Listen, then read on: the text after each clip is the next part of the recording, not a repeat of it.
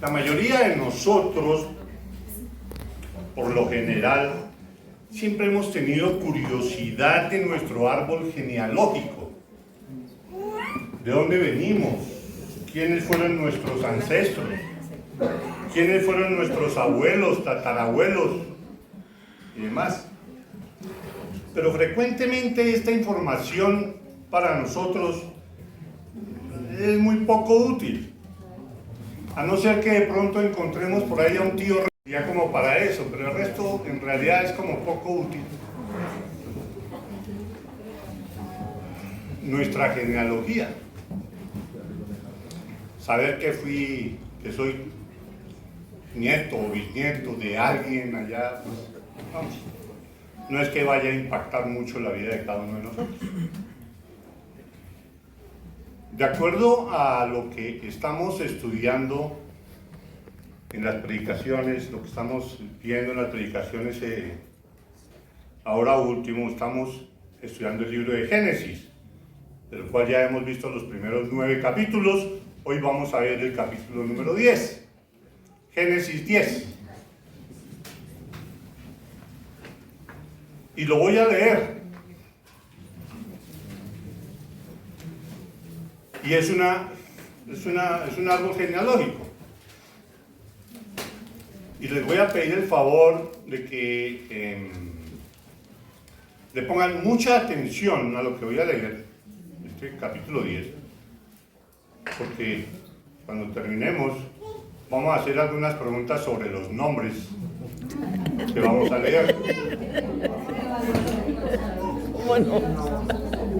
No voy a preguntarle la lista de los 10 mandamientos. Génesis 10 dice así, ojo a los nombres. Estas son las generaciones de los hijos de Noé, Sem, Cam y Jafet, a quienes nacieron hijos después del diluvio. Los hijos de Jafet, Gomer, Magog, Madai, Javán, Tubal, Mesec y Tiras. Los hijos de Gomer, Askenaz, Rifat y Togarma. Los hijos de Javán, Elisa, Tarsis, Kitín, Dodamín. De estos se poblaron las costas, cada cual según su lengua, conforme a sus familias en sus naciones. ¿Entendieron? Seguimos. Los hijos de Cam, Cus, Misraim, Fud y Canaán. Y los hijos de Cus, Seba, Ávila, Sapta, Rahama y Sapteca. Y los hijos de Rahama, Seba y Dedán. Y Cus engendró a Nimrod, quien llegó a ser el primer poderoso en la tierra. Este fue vigoroso cazador delante de Jehová, por lo cual se dice, así como Nimrod, vigoroso cazador delante de Jehová. Y fue el comienzo de su reino Babel, Erech, Akkad y Calne, en la tierra de Sinar. De esta tierra salió para Asiria, y edificó Nínive, y Rehobot, Cala, y Resén entre Nínive y Cala, la cual es ciudad grande. Misraín engendró a Ludín, a Anamín, a Lebajín, a Napujim, a Patrusim, a Caldujín, de donde salieron los filisteos de Caftorim. Y Canaán engendró a Sidón, su primogénito, a Ed, al Jebuseo, al Amorreo, al Gereseo, al Gergeseo, al Ebeo, al Araseo, al Cineo, al Arbadeo, al Semareo y al Amateo. Y después se dispersaron las familias de los cananeos, y fue el territorio de los cananeos desde Sidón en dirección a Gerar hasta Gaza, y en dirección de Sodoma, Gomorra, Adma y Seboín hasta Laza. Estos son los hijos de Cam, por sus familias, por sus lenguas, en sus tierras, en sus naciones. ¿Okay? También le nacieron hijos a Sem, padre de todos los hijos de Eber, y hermano mayor de Jafet. Los hijos de Sem fueron Elam, Asur, Arfaxad, Lud y Aram, y los hijos de Aram, Uz, Ul, Geter y más. Arfaxad engendró a Sala, y Sala engendró a Eber. Y a Eber nacieron 2 hijos. El nombre del uno fue Peleg, porque en sus días fue repartida la tierra, y el nombre de su hermano Joctán. Y Joctán engendró a Almodad, Selef, Hazar, Mabed, Gera, Adoram, Usal, Dicla, Obal, Abimael, Seba, Ofir, Avila y Jobab. Todos estos fueron hijos de Joctán. Y la tierra en que habitaron fue desde Mesa en dirección de Sefar hasta la región montañosa del oriente. Estos fueron los hijos de Sem por sus familias, por sus lenguas, en sus tierras, en sus naciones. Último versículo. Estas son las familias de los hijos de Noé por sus descendencias en sus naciones, y de estos se esparcieron las naciones en la tierra después del diluvio. Es el capítulo 10.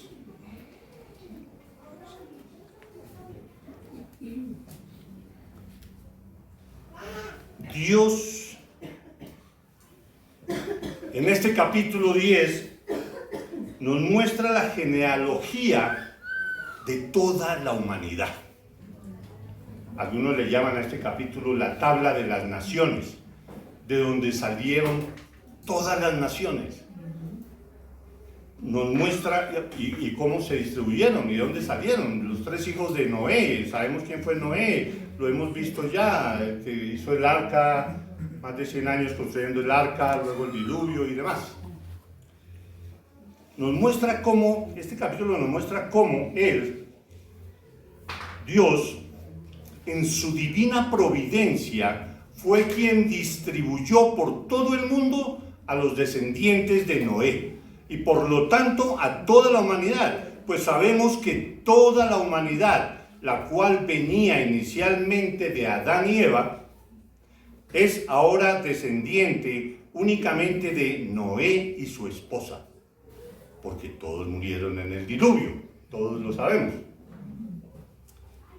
Ya que fueron los únicos sobrevivientes, Noé y su esposa, y sus 3 hijos y las 3 esposas de sus hijos, ya que fueron los únicos sobrevivientes con sus hijos y nueras del diluvio universal, donde Dios castigó a toda la humanidad por su pecado, con excepción de Noé y su familia. Imaginaba yo esta mañana un momento la vida de Noé y su familia, ¿sí? En algún momento está Noé y su familia al frente del mundo sin ninguna otra persona. Solo veía lógicamente los animales, que eran los que están con él en el arca, pero ni una persona.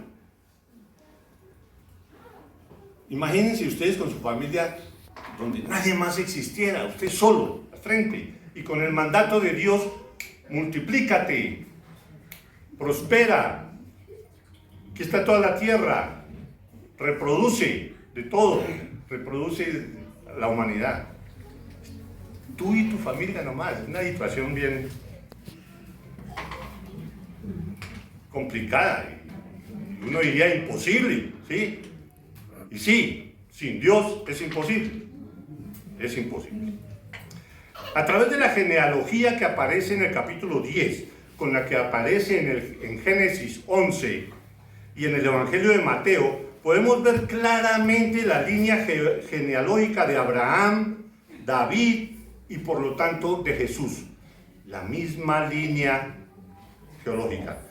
Todos descienden de Sem y no de Cam, a quien Dios maldijo por medio de Noé por el pecado de irrespetar y deshonrar a su padre.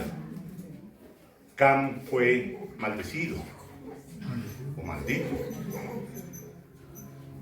Y toda su familia, toda su generación, es una de las primeras características que ve uno acá respecto de del pecado de los padres, que de todas maneras esos se van reflejando en todos sus hijos y nietos y bisnietos y demás. Aquí el que pecó fue Cam, pero tal como se relatan las cosas, la maldición fue directamente contra Canaán, y Canaán era uno de los hijos de Cam.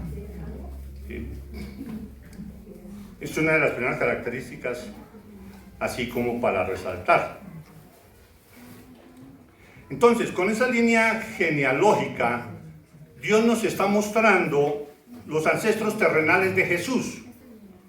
Aunque sabemos que Cristo Jesús preexistía desde la eternidad y que Dios es su Padre eterno. Jesús no empezó a existir cuando nació en Belén, sino que allí ocurrió su encarnación. Jesucristo, en obediencia al Padre, se encarnó y se hizo hombre para cumplir con los planes redentores de Dios. Pero Dios, de todas maneras, por medio de la palabra, aclara la ascendencia judía de José y María, para que no se desligara completamente a Jesús de que como no tuvo sino madre, que el padre no sé qué. No, por medio de esta genealogía se demuestra que María y José eran de la familia de Sem. Y Sem, ustedes han escuchado mucho últimamente los semitas o los antisemitas, ¿sí? Esto es toda esa rama en esta genealogía. Los antisemitas, que hay muchos, y semitas, que también hay muchos. A través de la genealogía podemos ver que Abraham, David y Jesús descienden de Cam, vuelvo a decir, y no descienden de Sem y no de Cam, a quien Dios maldijo por el pecado cometido por su padre y que está relatado en Génesis 9.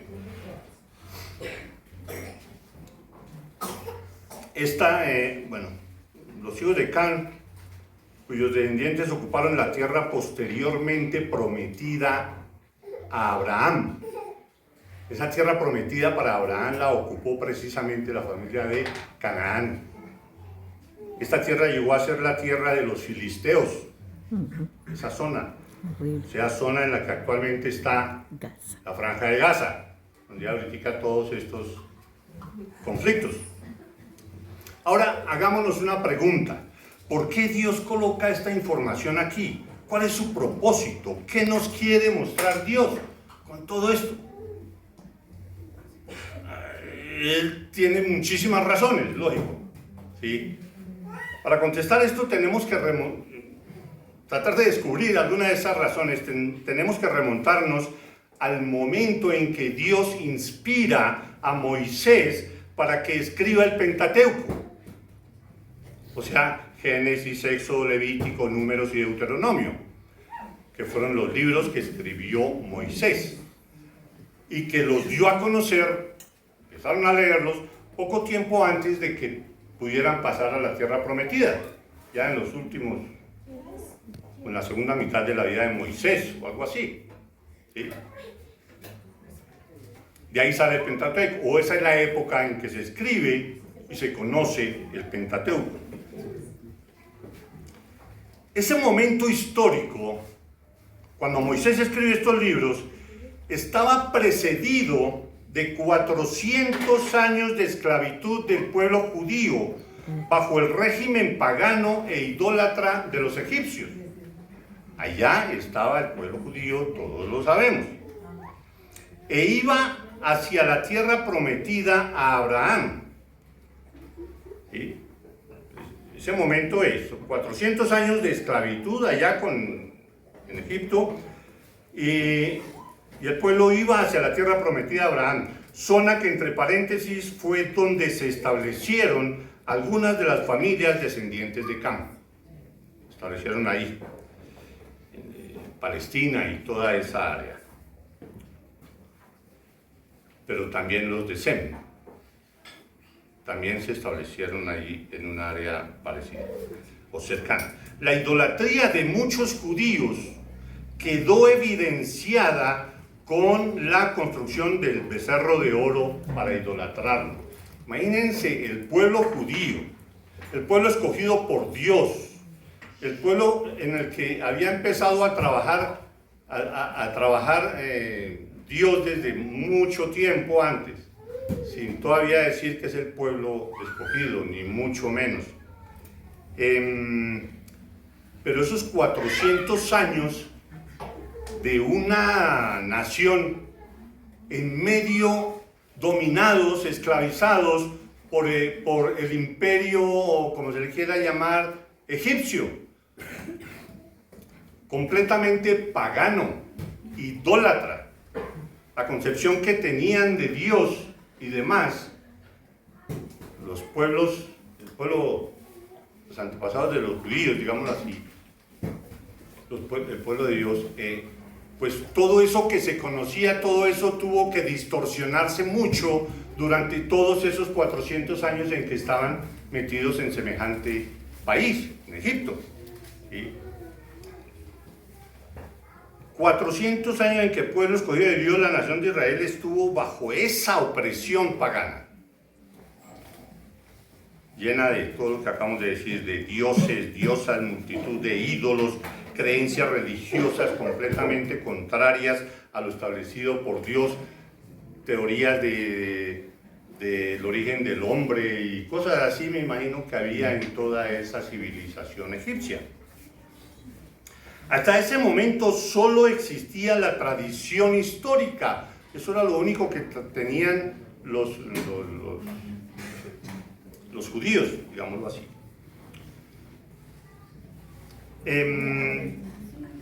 Solo existía la tradición, pero se fue distorsionando por estar ahí 400 años. Esta es una de las razones por las cuales Dios encomendó a Moisés a escribir la verdadera historia del mundo, comenzando desde el momento en que no existía sino Dios. Ahí empieza a escribir Moisés. Solo existe Dios. No existía nada más. De ahí el inicio de Génesis. En el principio creó Dios los cielos y la tierra.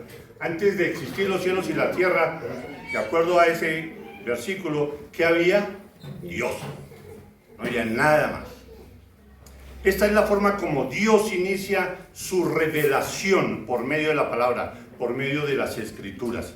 Sabemos que Dios usa, pues Dios crea al hombre y sucede todo lo que sucede, pero Él quiere revelarse al hombre, mostrarse Él quién es. Yo soy así, estos son mis atributos, esto es lo que yo quiero, ustedes deben vivir así o asá, eso soy yo y quiero que ustedes me conozcan. Ese conocimiento de la humanidad de Dios, pues Dios usa primero que todo la naturaleza, la inmensidad, la majestuosidad de su creación. Es una de las formas en que uno puede apreciar quién es Dios. La otra revelación pues es por medio de la palabra. ¿Sí? Por medio de la palabra Dios quiere decirnos todo esto que nos dice en toda la Biblia. Pero la mejor revelación, la más alta, la más pura, la más perfecta de la revelación de Dios para nosotros es el mismo Jesús. Entonces Él tiene esas formas de revelarse a nosotros. Él quiere revelarse, Él quiere que nosotros lo conozcamos. Que no se preocupa por conocer a Dios, pues no está cumpliendo con su papel de humano. Dios quiere que el hombre conozca quién es Él, qué quiere del hombre. Quiere mostrarle cuál es el propósito de la vida del hombre. El propósito de la vida del hombre no puede ser otro que el de glorificar el santo nombre de Dios. Y eso lo hace Dios por medio de su palabra y por medio de Cristo multitud de veces. Por eso y para eso existimos tú y yo, para glorificar a Dios y disfrutar de Él para siempre. ¿Y qué es eso de glorificarlo? ¿Cómo lo glorifico? Lo glorifico entendiendo que yo no soy nada, que yo soy un simple pecador, que Él lo es todo, que lo único que puedo hacer es darle gracias por mi existencia y de ahí para adelante alabarlo, glorificarlo, exaltar su nombre por siempre, porque Él es lo máximo, es la condensación de la verdad, de la perfección, de la magnificencia, del poder, de todo. Es Él. El papel de nosotros es glorificar eso perfecto. Eso es lo que nosotros tenemos que pensar cuando vayamos a hacer cualquier cosa. Ir a trabajar, o ir a estudiar, o venir a la iglesia. ¿A qué venimos?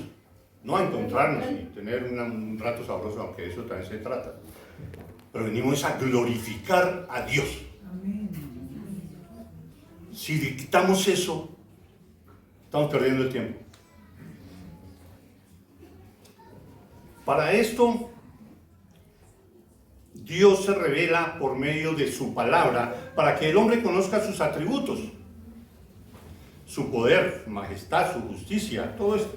Ahora, si miramos un poco qué hemos visto de Génesis, podemos observar varias cosas que nos van a demostrar pues muchas cosas de Dios, y es algo supremamente denso que se pueden extraer cantidad de enseñanzas de esos 10 primeros capítulos de Génesis, y que son la base. Bueno, todo el Pentateuco es la base para todo lo que se viene de ahí para adelante hasta llegar al último libro de la Escritura, para terminar el Antiguo Testamento, empezar el Nuevo y terminar el Apocalipsis. El Pentateuco es el que está concentrado ahí, todo lo que Dios quiere para el hombre y cómo se quiere mostrar para el hombre. Primero, Dios se dedica, o no se dedica, habla sobre la existencia sin discusión de un Dios todopoderoso, creador de todo lo que existe. Cualquier otra enseñanza que ustedes tengan aquí de los judíos, de los egipcios, olvídenla. Solo yo, Dios, soy el creador de todo lo que existe. Borren todo lo que han escuchado ustedes por ahí. Dios crea al hombre a su imagen y semejanza, tal como lo sabemos, e inmediatamente también crea la ley. ¿Cómo así? ¿Que crea la ley ahí mismo? Sí, crea al hombre. Y le dice en Génesis 2:17, mas del árbol de la ciencia, lo pone ahí en el Edén y demás, mas del árbol de la ciencia del bien y del mal no comerás, porque el día que de él comieres ciertamente morirás. Esta fue la ley del momento, en el momento que es el primer mandamiento. Esta fue la ley, estaba representada ahí en eso. Pero enseguida vino la caída del hombre, lo sabemos, la desobediencia a Dios. Fallaron en cumplir la ley, pecaron. Consecuencia, ¿cuál es la consecuencia? La muerte, en el sentido de estar apartado de Dios. Pecaron fuera de acá, no hay discusión. Desobedecieron a Dios fuera de acá, punto. Después ya en el capítulo 3 de Génesis vemos ahí que se vislumbra y se dice claramente que toda esa situación del pecado del hombre va a ser redimido. Va a ser redimido. Hay que leer el capítulo 3 para entender eso. Ahora, de ahí empieza toda la vida de la humanidad, digamos, la reproducción y demás, empieza la humanidad. Pero ya con ese pecado encima, con esa desobediencia, y eso entró a formar parte de la naturaleza de la humanidad. El hombre de por sí está lleno de pecado, esa es su naturaleza. Es como decir un pato. ¿Qué es un pato? Un pato es el que tiene todos los elementos propios de un pato. Aquí nosotros somos hombres y tenemos todos los elementos propios de un hombre pecador. Sí. Así nacemos, así somos. ¿Y cuál es, con ese desenfreno del pecado en todo el mundo, Dios mandó el diluvio? Acabar con todos. Ustedes pecaron ya, esos pecados ya son inaguantables. El diluvio, muerte para todo el mundo por haber pecado, con excepción de Noé y su familia. Y Dios nos muestra aquí, con ese castigo del diluvio, lo grave, lo insultante, lo inaceptable que es el pecado para Dios. No hay nada de disculpas ni justificaciones. La humanidad pecó. Y no es que porque hubieran sido pecados graves, livianos o no. La humanidad pecó. ¿Y qué hizo Dios? Mató a todo el mundo. ¿Para qué? Para mostrarnos la gravedad de lo que es pecar. Nosotros no podemos pasar por y tomar eso livianamente. El pecado. Nos hemos acostumbrado a decir, bueno, pues que ese pecado tal cosa, y buscar justificaciones y demás. El hombre desobedeció. no cumplió la ley. Al no cumplir la ley, es como si el hombre dijera, y eso vale para hoy también. ¿Qué pasa cuando pecamos? Esto mismo. Es como si el hombre dijera, no me importa lo que Dios me diga o me ordene, yo hago lo que quiero. Punto. Y pecamos. ¿Y cuál es la gravedad de eso? Para Dios, acabar con la humanidad. Porque todos estamos haciendo lo mismo. Pero salvó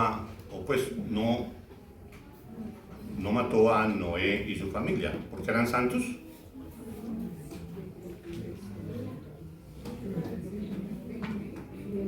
Entonces miremos eso. ¿Cuál fue la consecuencia del pecado? Dios no se limitó a regañarlos y a decirles a la próxima tal cosa. No, de una vez los castigó. La consecuencia pues fue la muerte de todos. Entonces podríamos preguntarnos eso. ¿Noé y su familia, ustedes eran santos?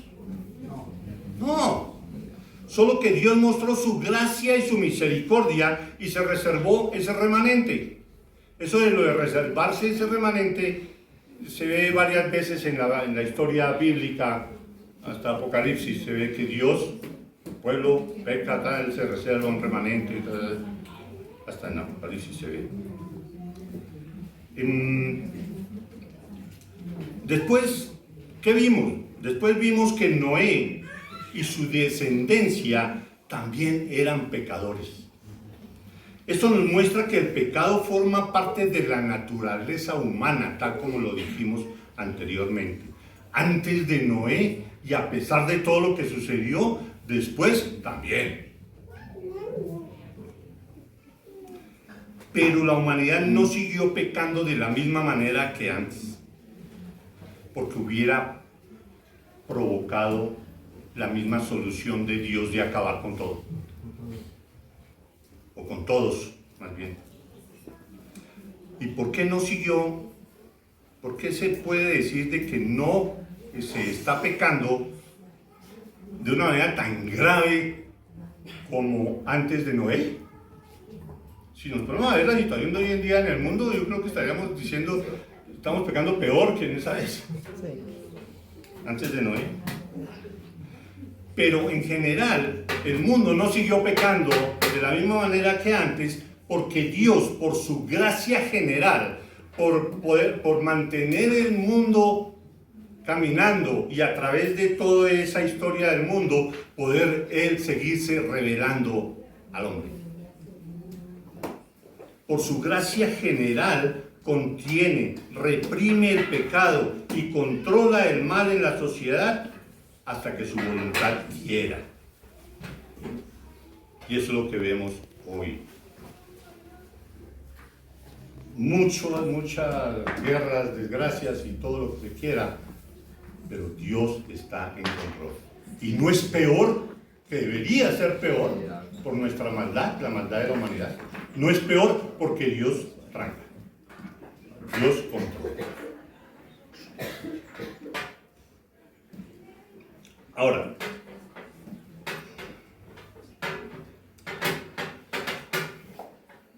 se ve que los que quedaron, los que quedaron después de Noé, o no después de Noé, después del diluvio, pues ellos también pecaron. Y empieza la historia de la nueva humanidad con el pecado. El pecado de Noé, con su borrachera y demás, y el pecado del hijo, con ese irrespeto y deshonra a Noé. Siguió lo mismo pecado. Después de todo lo anterior viene el relato de la genealogía de Noé en el capítulo 10, que es el que vamos a empezar a explicar renglón por renglón ahorita.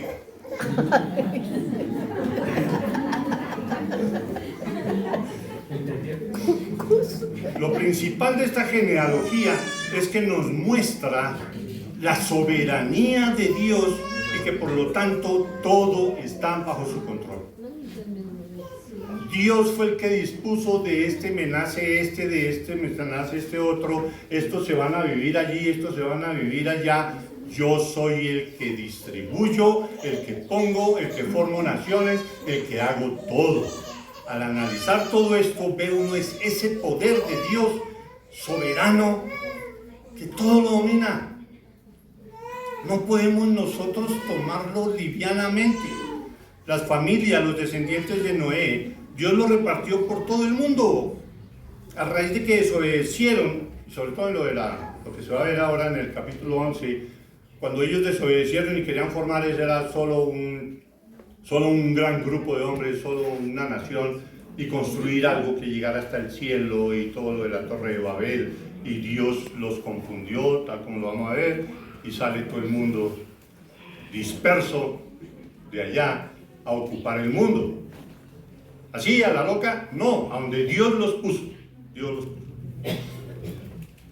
A los hijos de Jafet los envió a las costas del Mediterráneo y a Europa y Asia. A los hijos de Cam, a África y a lo que hoy se llama Palestina. A los de Cam, los han sido malditos. Y a los de Sem, a la zona de Jerusalén y Arabia.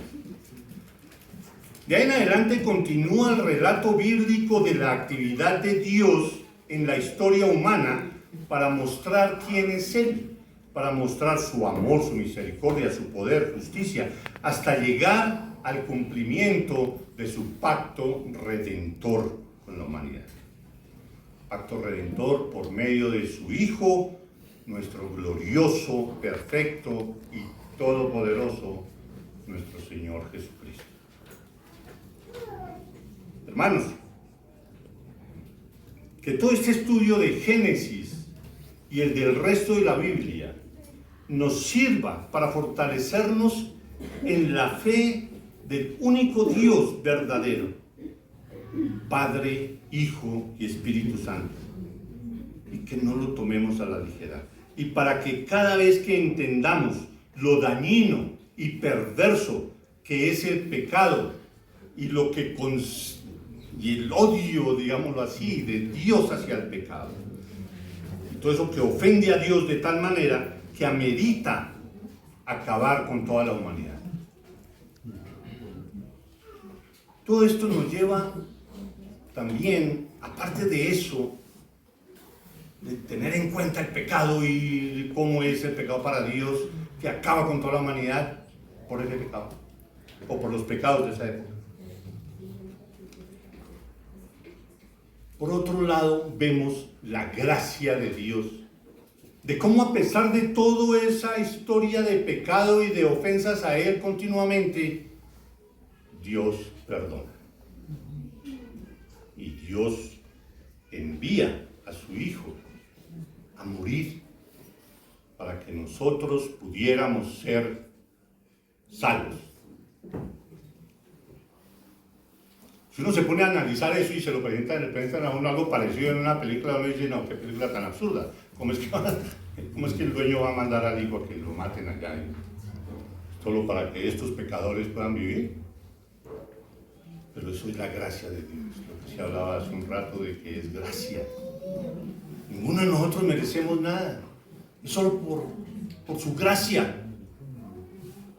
Por su gracia, Él nos envía la fe y creemos en Cristo Jesús y somos salvos.